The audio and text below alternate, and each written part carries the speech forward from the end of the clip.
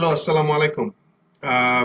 Today I'm presenting a VRF Service Chaining project where I have 4 architectural design: D0 for distributed access to the tenants, D1 centralized shared services to access by the tenants, D2A centralized shared services but behind a firewall, and D2B would have distributed services but again behind a firewall.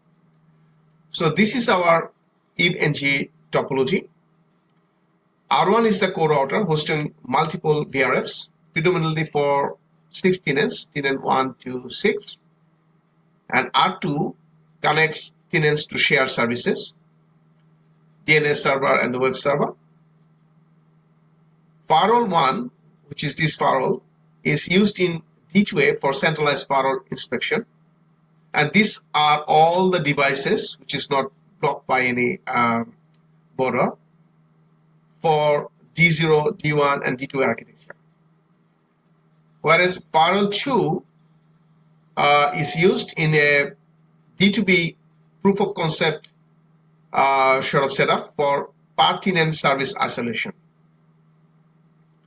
So in D0, each tenant has its own local services. There is no service chaining. So if I go to the R1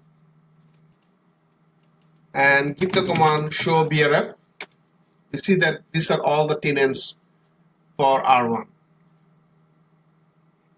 Okay. So this gives strong isolation but requires duplication of services.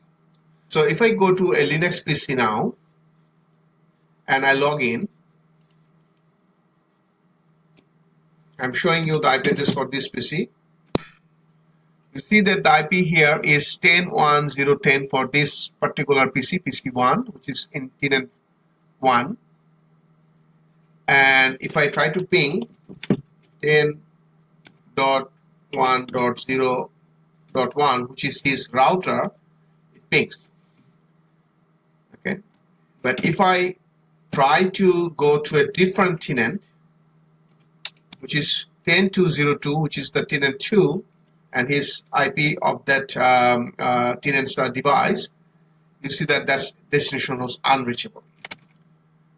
So that shows the D0, but if I add on to this, and now if I open the browser from this same PC, which is part of tenant, and firstly, I go to the web server. I can access the web server. And if I go to the DNS server, I can reach the DNS server. So this is the demonstration for centralized shared services access, which is a service chaining, because shared web and server is using DNS through the DNS service chain. So this is D1 demonstration. Now, it is also the same demonstration because for the time restriction, I also had the D2A embedded here because the tenant requires a DNS or web service and then goes to R1 and R2, and then via firewall it reaches there. So if I like to show you the firewall, what rule we had imposed to demonstrate D2A architecture, we had an access list. So you see that only permission is for UDP, TCP, and ICMP, none other things, right? So if from the same PC, PC1 or tenant 1, if I try to SSH 10.255.0.10 or 0.20, as you see the web server IP is .20 and 10 was for DNS, it should not allow me. And even I do the DNS to SSH, it doesn't allow me. So SSH is blocked. Okay. So all the shared services are now behind the firewall, which is a demonstration of D2A architecture. Now, finally, we have a proof of concept setup here, which is D2B, and D2B extends the D2A by using per-tenant services. So this tenant 7, and tenant 8 So randomly, if I go to the tenant 8, which is network of 10.102, so if I go and show you the IP address of this, show IP, because it's the big, it's not a full-fledged Linux, so the command is show IP all, and you see that the IP address is 10.102.0.10, and gateway is this. So you see that if I can want to ping 10.102.0.1, which is the router, it is pinging from this virtual PC. But if I try to go to a second one, which is the VPC 101 here, it is the router. But if I try to go to the PC, it is timed out.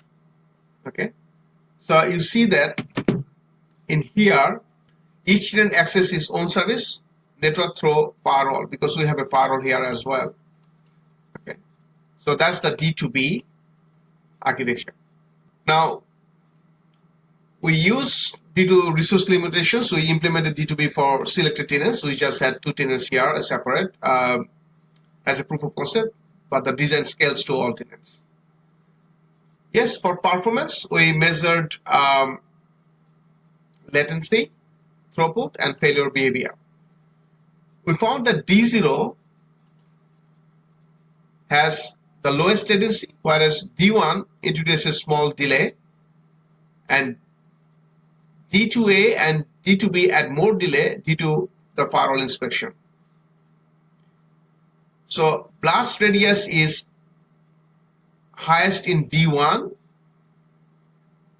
and D2A, and lowest in D0 and D2B. So what we can conclude? We can conclude D0 provides strongest isolation but is inefficient because it needs duplicated resources. D1 improves efficiency but increases blast radius. D2A adds security through centralized inspection, whereas D2B reduces blast radius while maintaining security but increases complexity. So yes, there is no one-size-fits-all in design scope. The choice depends on whether the priority is isolation, efficiency, security. Thank you.